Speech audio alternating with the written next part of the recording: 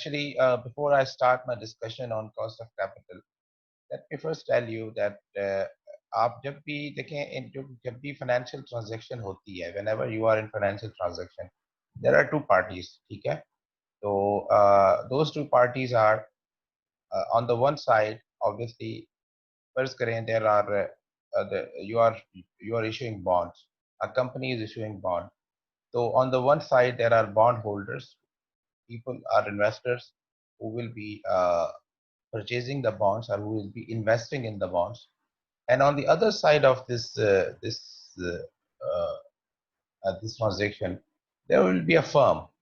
ठीक है जी, आपके पास एक investors होंगे on the other hand or on the other side there will be firm.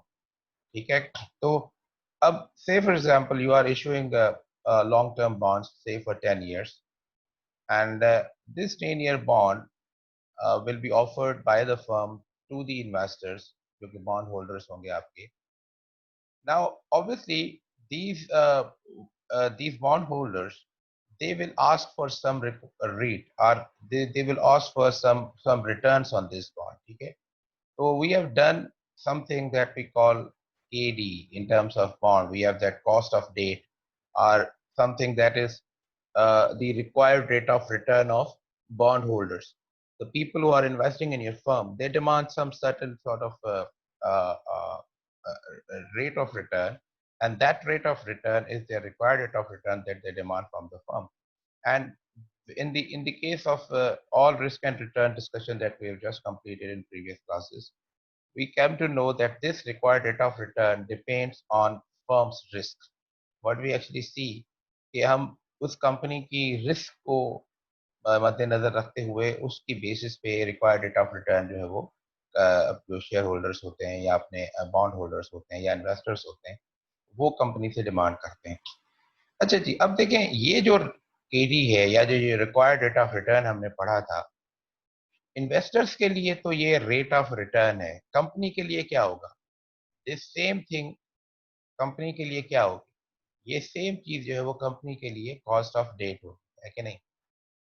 एक का रिटर्न होगा और कंपनी के लिए क्या होगी? कॉस्ट ऑफ बॉन्ड या कॉस्ट ऑफ डेट. ठीक है, तो एक के लिए रिटर्न है और दूसरे के लिए कॉस्ट है. अच्छा जी, फिर हमने कॉस्ट ऑफ इक्विटी पढ़ा था, required rate of return on equity. मिसाल के तौर पे आप अगर शेयर्स इशू कर रहे हैं इंस्टेड ऑफ बॉन्ड्स, तो उस पे भी आपके रिटर्न जो इन्वेस्टर्स होंगे वो कुछ ना कुछ रिटर्न डिमांड करेंगे. ये जो रिटर्न होगा, जो जो ये डिमांड करेंगे या जो आप पे कर रहे हैं, वो कंपनी के लिए क्या होगी? अगर फर्म की साइड से देखा जाए, तो फर्म की साइड से ये कॉस्ट ऑफ इक्विटी हो जाएगी या कॉस्ट ऑफ शेयर्स हो जाएंगे. ठीक है, ये जी आपकी कॉस्ट ऑफ इक्विटी. तो अब हम बेसिकली अब तक हमने कुछ जो चैप्टर्स प्रीवियसली किए थे, आपको याद होगा लॉन्ग टर्म सिक्योरिटीज में, उसमें हमने ये देखा था कि ये चीज गिवन थी. ठीक है जी, ये चीज गिवन थी. और फिर हमने रिस्क और रिटर्न को जब पढ़ा तो उसमें हमने देखा कि रिस्क और रिटर्न के इंटरेक्शन से कैसे इन्वेस्टर्स अपने, या स्पेशली जब हमने कैपएम को पढ़ा, तो कैपएम के ने हमें बताया कि कैसे रिस्क को सामने रखते हुए रिटर्न्स को जो है वो सिस्टमैटिक रिस्क के बेसिस पे रिटर्न्स कैसे डिटरमिन होते हैं. अब जब हमें ये पता चल गया है कि इन्वेस्टर्स का एक रिक्वायर्ड रेट ऑफ रिटर्न होता है या इन्वेस्टर्स अपने लिए अब हर इन्वेस्टमेंट पे एक रिटर्न चाहते हैं, तो कंपनी के लिए या फर्म के लिए वही चीज उसकी कॉस्ट होती है. तो अब समझ लें, हम इस वक्त जो हमारा फोकस है वो इन्वेस्टर के पॉइंट ऑफ व्यू से नहीं है, लेकिन फर्म के पॉइंट ऑफ व्यू से है. इस वक्त हम फर्म के पॉइंट ऑफ व्यू से पढ़ेंगे कि फर्म के लिए जो उसकी ओवरऑल कॉस्ट ऑफ कैपिटल होती है, ओवरऑल कॉस्ट ऑफ कैपिटल. ठीक है जी, जिसके अंदर कैपिटल के दो sources, main major long term sources हैं. एक है डेट, दूसरा एक्विटी. ठीक है, एक्विटी में फिर आपको पता है कि कॉमन स्टॉक आ जाते हैं और प्रेफर्ड स्टॉक आ जाते हैं. तो कंपनी के लिए ये दोनों चीजें आप ध्यान में रखें कि ये दोनों चीजें, इसकी जो कॉस्ट है वो हम कैसे डिटरमिन करेंगे या कैलकुलेट करेंगे. तो that something we call overall cost of capital. Overall cost of capital includes both debt portion of the company और equity portion of the company. ठीक है, इसको हम जब कैलकुलेट करेंगे तो ये चैप्टर हमें फोकस, हम इस पॉइंट पे फोकस कर रहे हैं कि how can we calculate first.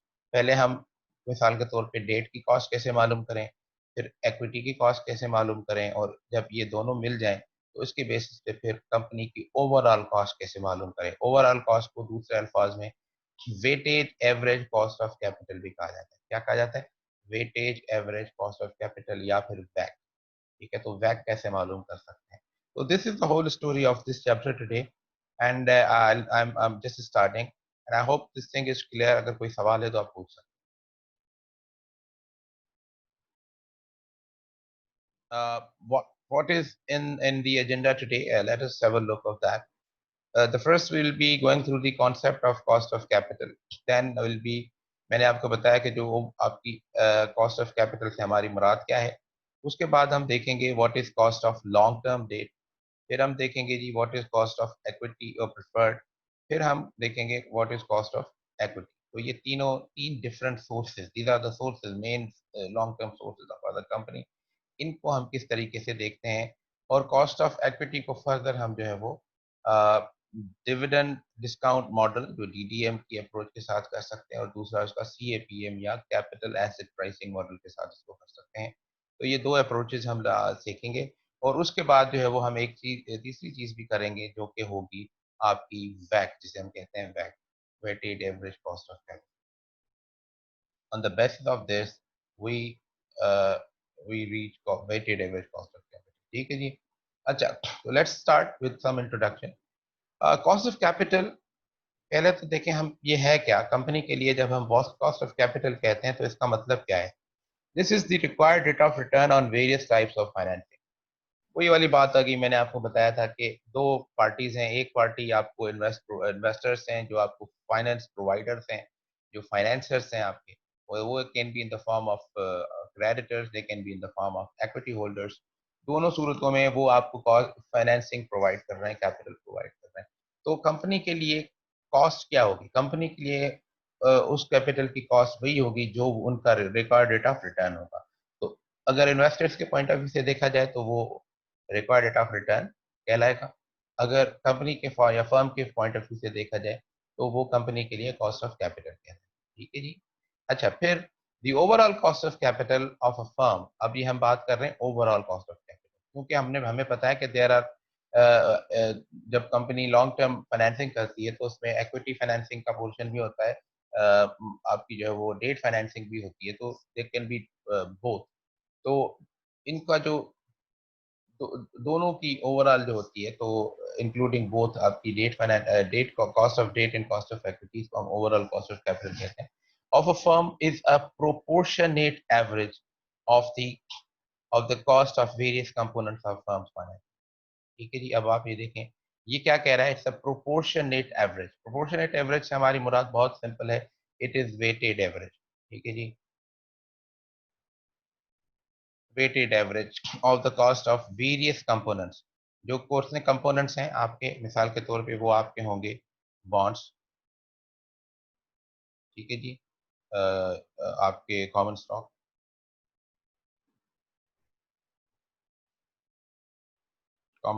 And preferred stock. ठीक है जी। तो ओके, अब what is cost of equity? What is cost of equity? Simply, the cost of equity will be the required rate of return on investment of the common shareholders of the firm। ठीक है। जो common stock holders demand करेंगे आपसे, वो आपकी cost of equity हो जाएगी। Cost of debt capital क्या होगा? ये आपका required rate of return on investment of the lenders of the company, या बॉन्ड होल्डर्स कह सकते हैं, जो इन्वेस्टर्स, बॉन्ड के इन्वेस्टर्स हैं। अच्छा, फिर cost of preferred stock. Preferred stock की कॉस्ट के बराबर होगी the required rate of return on investment of the preferred stock share, preferred share holders of the company. तो जो जिस क्लास की आप जो है वो इक्विटी जिस क्लास में इशू कर रहे हैं, उसके इन्वेस्टर्स का जो रिक्वायर्ड रेट ऑफ रिटर्न है वो उस इक्विटी का आपका कॉस्ट ऑफ कैपिटल या उसकी cost of specific cost of capital होता है। क्लियर हो गई ये बात? Any question please? सिंपल सा एग्जांपल है, हम अपने डिस्कशन को थोड़ा नंबर्स की सूरत में एक्सप्लेन करते हैं। तो फर्स्ट करें कि you are starting a new business. आप एक नई बिजनेस स्टार्ट करने जा रहे हैं। ठीक है।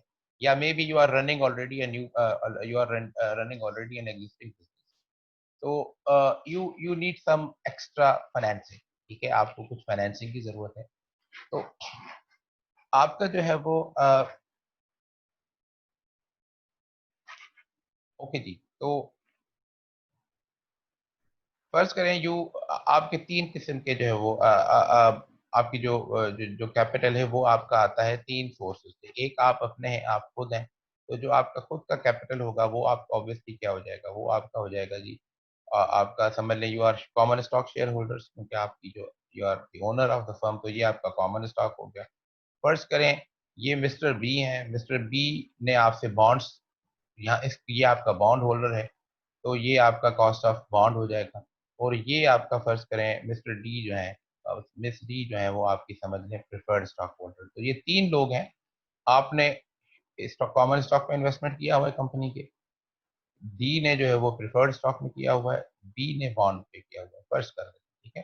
तो ये आपका इस तरीके से, तो इन्वेस्टेड कैपिटल कितना है, बॉन्ड के थ्रू आपने 2000, मिस्टर बी ने 2000 इन्वेस्ट किए हैं, आपका डी ने 3000 किए हैं और आपने 5000, कुल मिला के आपका जो है वो ये इन्वेस्टेड कैपिटल कितना हो गया, 10,000, ठीक है। अच्छा, अब थोड़ा हम इसका वेटेज ले लें। 10,000 में आप देखें 2000 तो आपका ये सॉरी, अब ये आपका जो बॉन्ड होल्डर्स है, ये बॉन्ड होल्डर जो मिस्टर बी है, ये आपसे बॉन्ड पे 5% ले रहे हैं, मिस डी आपसे जो है वो 10% ले रही है, और आप क्योंकि आप खुद इन्वेस्टर हैं, आपका भी कोई ना कोई रिक्वायर्ड रेट ऑफ रिटर्न है, तो आपका रिक्वायर्ड रेट ऑफ रिटर्न 15%। तो ये आप बॉन्ड के ऊपर ये पे कर रहे हो और प्रिफर्ड स्टॉक के ऊपर 10% पे कर रहे हैं, और आपका जो है वो जो इक्विटी या कॉमन स्टॉक शेयर होल्डर्स को आप ये 15% पे कर रहे हैं, ठीक है।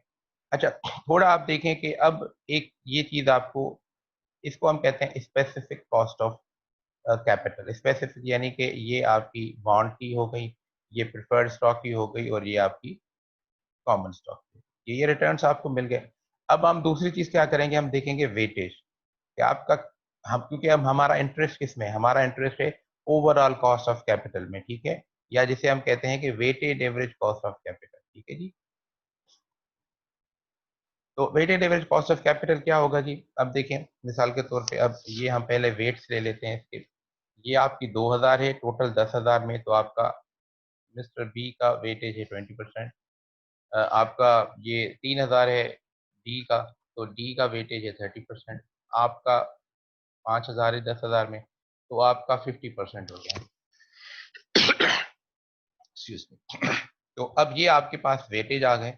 Once you have got the weights, आपके पास जब वेट आ गए, ये आपका, ये समझ लें वेटेज है आपका, और ये आपकी स्पेसिफिक कॉस्ट ऑफ कैपिटल है, ठीक है, जो कि फर्ज करें आर आए, ठीक है। तो अब हम क्या करेंगे, इसको आप जो है वो इससे मल्टीप्लाई कर दें, इसको इससे मल्टीप्लाई कर दें, और इसको इससे multiply, what we are actually doing, we are calculating weighted average cost of capital. Weightage average cost of capital किसके बराबर होती है, weightage average cost of capital होती है सम ऑफ आपका वेट ऑफ आय, यानी कि वेट ऑफ स्पेसिफिक आपकी जो जो जो फाइनेंसिंग सोर्स है, डेट, इक्विटी, और वो मल्टीप्लाइड बाय उसका जो रिक्वायर्ड रेट ऑफ रिटर्न है या उसकी जो कॉस्ट, ठीक है।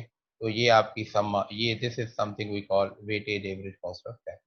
तो ये आप बिल्कुल एग्जैक्टली वही चीज कर रहे हैं, इसके वेट्स को मल्टीप्लाई कर रहे हैं स्पेसिफिक, ये वेट्स आपके इसके रिटर्न्स हो गए, तो ये आपको 1% आ गया जी, ये आपका जो है वो 3% आ गया, ये आपका 7.5% आ गया। तो हमने कहा कि आपकी जो weighted average cost of capital है वो कितनी है, 11.5%। Is this clear? Let us link this thing, let us this relate this thing with your investors expected return। आपको याद होगा कि जब हम बात कर रहे थे अपना इन्वेस्टर्स की बात कर रहे थे, तो इन्वेस्टर जब अपना पोर्टफोलियो बनाता है, तो हमें याद है कि पोर्टफोलियो फर्ज करे सिक्योरिटी ए, बी और सी शेयर्स का बना है। तो आपको याद होगा कि हमने उसका वेटेड एवरेज कैसे मालूम किया था, हमने उसका जो expected return of the portfolio था, पोर्टफोलियो एक्सपेक्टेड रिटर्न किसके बराबर था, वो था आपका वेटेड एवरेज, ठीक है, W of I, sum of W of I multiplied by R of I. जितनी सिक्योरिटीज आपके पास हैं उनका जो वेटेड एवरेज था वो आपका इन्वेस्टर का रिटर्न था पोर्टफोलियो का। बिल्कुल इसी तरीके से आप अगर इस चीज को देखें, कंपनी के लिए यही चीज आपकी आ रही है, वेटेड एवरेज और रिटर्न। ये ये आपका कंपनी है तो कंपनी पे करेगी तो उसके लिए कॉस्ट हो जाएगी, ठीक है जी। और यही चीज इन्वेस्टर्स रिसीव करेंगे तो उसके लिए ये ओवर उनका ये रिटर्न हो जाएगा। तो it has a direct linkage with what, it is a direct linkage with cost of capital, and cost of capital for the firm has a direct linkage with what, with the expected rate of return of the portfolio on investment. Clear हो गई बात? Yes, sir. चलें, okay good. चलें जी, अब हम आते हैं first, let us how to calculate cost of debt. Cost of debt कैसे मालूम करते हैं? आपको पता है कि कॉस्ट ऑफ डेट, अब देखें हमें अब हमारा फोकस क्या है। आपको याद होगा कि जब हमने when we were doing the chapters on on long term financing और how to calculate the long term securities, जो उनकी cost of long sorry the P naught, P naught of the price of the long term securities। तो उनकी pricing के लिए हमने formula ये जो यूज किए थे, उसके अंदर हमारा जो एक चीज हमने की थी, जो हम फोकस कर रहे थे, वो थी एडी। ठीक है, केडी यानी कि required rate of return debt के मामले में, और फिर के ई फर्ज करें तो वो आपकी इक्विटी या शेयर्स। फिर तीसरी चीज हमने की थी के पी, के सी फर्ज करें तो ये कॉमन स्टॉक का, ये आपका प्रिफर्ड स्टॉक का फर्ज करें, और ये आपका डेट का या बॉन्ड का। तो ये तीनों चीजें हमें वहां पे गिवन थी, ठीक है। और हमने, आपको याद होगा कि we also went through how to calculate the return for investor. आपने याद होगा कि ईडी के केस में हमने एक चीज पढ़ी थी, something called YTM, yield to maturity. अब ये what is this yield to maturity? Yield to maturity investor का ओवरऑल रिटर्न है अगर वो बॉन्ड खरीदे और उसको मैच्योरिटी पीरियड तक अपने पास रखे। तो this is something known as yield to maturity. अगर ये कम इन्वेस्टर के लिए यील्ड टू मैच्योरिटी उसका रिटर्न है, तो कंपनी के लिए क्या हो जाएगी? कंपनी के लिए कॉस्ट हो जाएगी, ठीक है, याद होगा आपको। फिर हमने कॉस्ट ऑफ प्रिफर्ड स्टॉक में, आपको याद होगा, sorry, valuation of preferred stock में रिटर्न ऑन प्रिफर्ड स्टॉक पढ़े थे, ठीक है। और फिर हमने okay, how to calculate return on preferred stock. फिर हमने कॉस्ट ऑफ कॉमन स्टॉक के, सॉरी, आपका आपकी वैल्यूएशन ऑफ कॉमन स्टॉक के अंदर return from the common stock पढ़े थे कि how to to calculate the return from the common stock using the DDM approach, dividend discount model। Specially वहां पे हमने कांस्टेंट ग्रोथ मॉडल को यूज किया था, आपको याद होगा। उसको हम रिव्यू कर लेते हैं, वही सेम चीज यहाँ पे भी आ रही है। सिर्फ फर्क ये है कि हम इसको कंपनी या फर्म के पॉइंट ऑफ व्यू से देख रहे हैं। तो how can we relate this? Let us see go through these slides. The explicit cost of date can be derived by solving the discount rate। क्या आप कर रहे हैं? डिस्काउंट रेट, वो क्या है? केडी। केडी को अगर सॉल्व करें तो आपको कंपनी की कॉस्ट ऑफ डेट मिल जाएगी। That equates the market price of the debt issue with the present value of interest plus principal payments, and then adjusting the explicit cost obtained from the tax deductibility। आपको याद होगा bond का formula हमारे पास क्या था? you know कि P naught is equal to what? P naught is equal to I, ये आपकी जो जो इन्वेस्टमेंट, सॉरी, आपका जो इंटरेस्ट था, multiplied by present value interest factor annuity. ये एन्युटी के फॉर्म में होता है आपका। आपको याद होगा you have the required rate of return K D, और फिर आपके पास एन था, प्लस आपके पास you have got maturity value of this bond, something that you will receive once the bond is mature, then present value interest factor, ठीक है जी।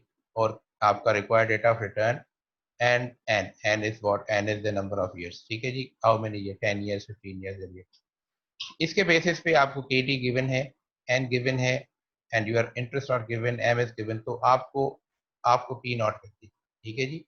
अब सिचुएशन ये है कि अब KD को मालूम करने के लिए क्या होगा? We are given P naught, हमें P naught market price given होगी, उस मार्केट प्राइस पे हम KD या रिक्वायर्ड रेट ऑफ रिटर्न को मालूम करेंगे। यही KD हमने कैसे मालूम किया था? ये हमने कहा था इसको जी, this is known as YTM या यील्ड टू मैच्योरिटी। तो अगर हम यील्ड टू मैच्योरिटी मालूम कर लें तो बेसिकली वो कंपनी के लिए क्या हो जाएगी? वो कंपनी के लिए वही कॉस्ट ऑफ डेट हो जाएगी, ठीक है जी। तो दिस इज अच्छा, इसमें सिर्फ एक चीज ये होती है कि टैक्स जो की एडजस्टमेंट होती है। एक होती है before tax cost of debt, दूसरी होती है after tax cost of debt. तो दिस इज, ये जो सारी चीजें ये कह रही है कि अगर आप पी नॉट के बेसिस पे ईडी या वाईटीएम को करेंगे और फिर उसको टैक्स के साथ एडजस्टमेंट कर लें, तो this is something we call what? The cost of debt. The discount rate KD, known as yield to maturity, is solved for making use of the formula. ये formula आपका ये इसी formula का जो है वो समझ लें एक इसका condensed version है. ठीक है, ये sum ऑफ कर दिया तो इसका मतलब है किसका सम, ये इन्वेस्टमेंट का सॉरी इंटरेस्ट पेमेंट्स का और आपका ये का सम, और ये यहाँ पे केडी जो पड़ा हुआ है, this is your required rate of return for investor. The after tax cost, जब हमें ये केडी का पता चल जाएगा, once we know this required rate of return कि ये कितना है, ठीक है, तो ये हम फिर आफ्टर टैक्स कैसे मालूम करेंगे. ये after tax cost of debt which we denote by K I, this is something K I after tax can be approximated by, अब ये किस फॉर्मूले के साथ होगा, आपको के डी जब मालूम हो गया तो इसको आप मल्टीप्लाई कर दें 1 - t के साथ, where T is your tax rate. ठीक है, तो फर्ज करें इसका एक एग्जांपल देख लें. If the before tax cost of debt in equation 15(1) यानी कि ये was found to be 11%, अगर 11% आपका केडी है, this is something 11%, and the marginal tax rate is 40%, और आपका 40 मार्जिनल टैक्स रेट 40% है, तो हमें पता है कि आपका ये जो डेट है वो टैक्स डिडक्टिबल है, लिहाजा टैक्स एडजस्टमेंट इसमें करनी पड़ेगी. तो 40% आपका ये है, तो आपको डिटरमाइन करना है what is after tax cost of debt. A I कैसे मालूम करेंगे, ये आपका 11%, 1 - टी इज इक्वल टू 40%, 1 - 0.4, इसको आप मैनिपुलेट करें, इसको आप सॉल्व करें, तो आपका after tax cost of debt मिल जाएगा आपको 6.60. ठीक है जी, एनी क्वेश्चन हियर,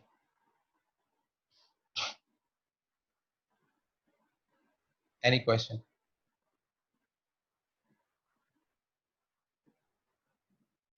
ये आपको this is we are calculating the YTM. ठीक है, ये जो वाईटीएम है ये बेसिकली कंपनी के लिए क्या है, ये कंपनी के लिए है कॉस्ट ऑफ डेट.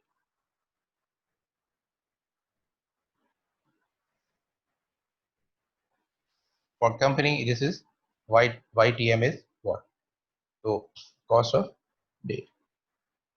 ओके जी, consider a 1000 par value bond. ये अब थोड़ा मैं स्पेसिफिक टर्म्स में आपको जो है वो इसकी डेटा मैं प्रोवाइड कर रहा हूँ.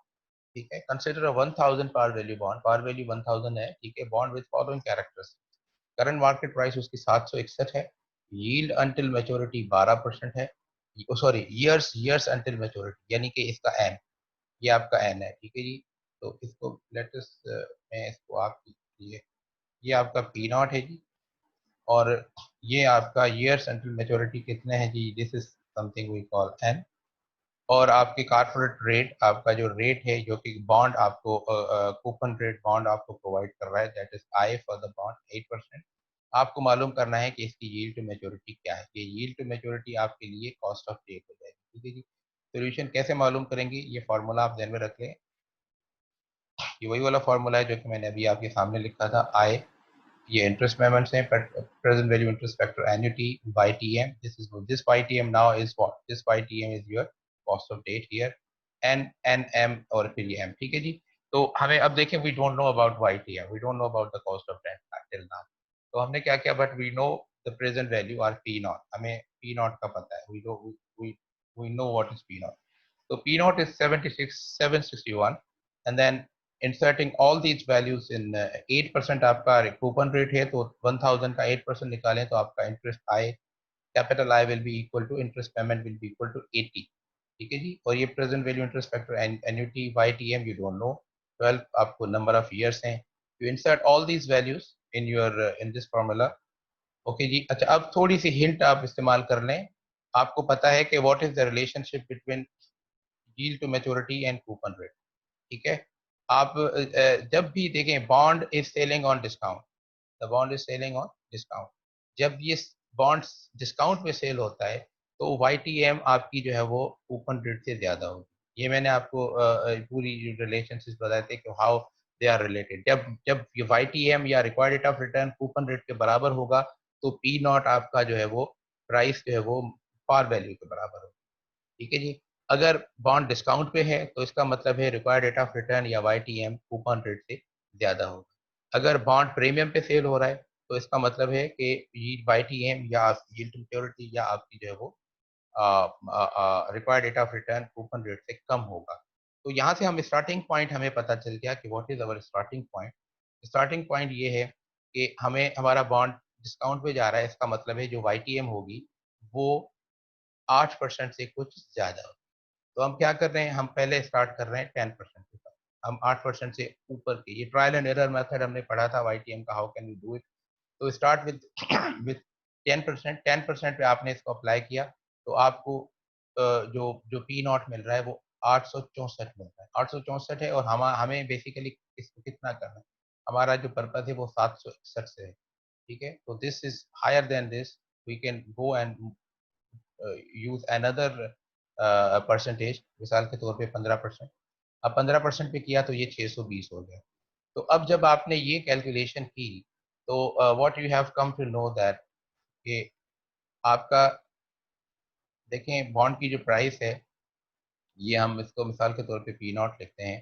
तो अगर आपने 10% अप्लाई किया तो 10% पे बॉन्ड प्राइस आपकी मिल रही है 864, ठीक है जी, 864। और जब आपने ये 15% अप्लाई किया, ठीक है जी, एट 15% आपने जो ट्राई किया YTM को, तो ये आ जाती है 620।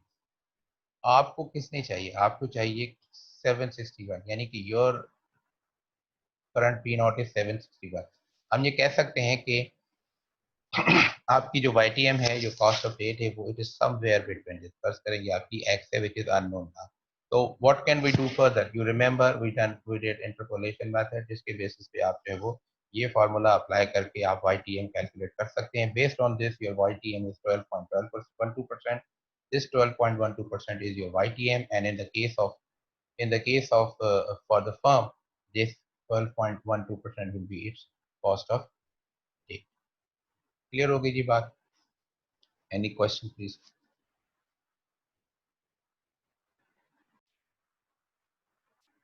ओके जी, now let us see what is cost of preferred stock. Cost of preferred stock वही वाली बात है कि फॉर द फर्म समथिंग, आपके पास जो कंपनी के लिए आपकी जो required rate of return on the preferred stock, जो शेयर आपके जो प्रिफर्ड स्टॉक शेयर होल्डर्स का है या प्रिफर्ड शेयर होल्डर्स का है, तो वो आपका जो है वो कंपनी के लिए एग्जैक्टली वही चीज आपकी जो है कॉस्ट ऑफ प्रिफर्ड स्टॉक हो जाएगी। तो ये तो एक आप सिंपल सा एक रिलेशनशिप समझ लें, ठीक है जी। Because preferred stock has no maturity date. अब एक मजे की बात ये है कि प्रिफर्ड स्टॉक को मैच्योरिटी डेट नहीं होती, तो इट्स केपी में भी रिप्रेजेंटेड, ये एक तरह की आपकी परपेचुइटी कहलाती है। आपको दिस इज, जो आपको याद होगा कि आपका फार्मूला हमने when we when we did ये हमने वैल्यूएशन की जब चैप्टर्स किए थे, तो हमें याद है कि ये पी नॉट के बराबर था। प्रेफर्ड स्टॉक का जो फार्मूला था वो क्या था, P naught is equal to D D1, या जो उसकी जो डिविडेंड है, और ये आपकी क्या है पी, आपकी के पी, या इसका जो आपका के पी से मुराद आपकी फर्ज करें required rate of return on preferred stock. तो दिस वाज योर फार्मूला। अब आपको ये चीज चाहिए, when you are given this K P, you can calculate P naught, it's fine, but what is when P naught is given and KP is 2.5, आप simply इस फॉर्मूले को ऐसे एडजस्ट करेंगे। दिस फॉर्मूला इज एडजस्टेड, ये आप example के तौर पे फर्दर इसको देख सकते हैं। How can we do it as an example, आप देखें, if a company is able to if a company is able to,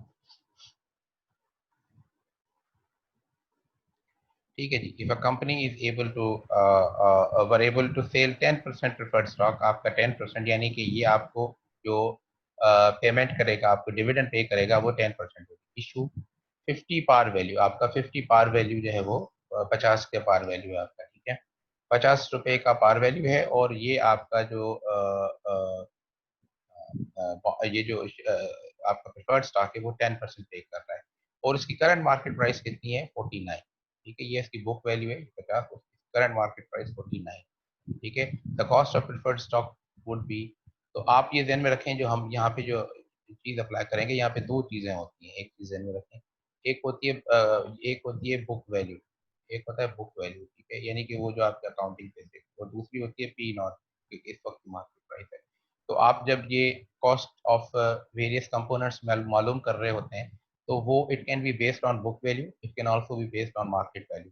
तो जो ज्यादा मुस्तनद है वो मार्केट वैल्यूज पे, तो हम पी नॉट यहाँ पे मार्केट वैल्यू को कंसिडर कर रहे हैं, ये आपकी पी नॉट मार्केट प्राइस है, ठीक है। तो मार्केट प्राइस इसकी 49 रुपये है 49, और इस ये 10% आपको पे कर रहा है, इसका पार वैल्यू 50 है। तो पार वैल्यू 50 पे 10% ले लें तो इसकी डिविडेंड किसके बराबर हो जाएगी, डिविडेंड बराबर हो जाएगी $5, ठीक है। ये $5 की हो गई, ये आपका आपका डिविडेंड आ गई, ये आपकी पी नॉट या मार्केट प्राइस आ गई। आपने इसको देखा 10.20 यानी कि 20, इट मीन आपकी जो प्रिफर्ड स्टॉक की की जो आपका है वो 10.20%। Is it clear? अच्छा, we don't have to adjust it for tax, क्योंकि हमें पता है कि this is not like debt which is tax deductible, preferred stock का कॉस्ट है वो टैक्स डिडक्टिबल नहीं है, लिहाजा we have no need to adjust it for T. Clear? कोई सवाल है तो पूछ सकते हैं। Clear sir. ओके जी,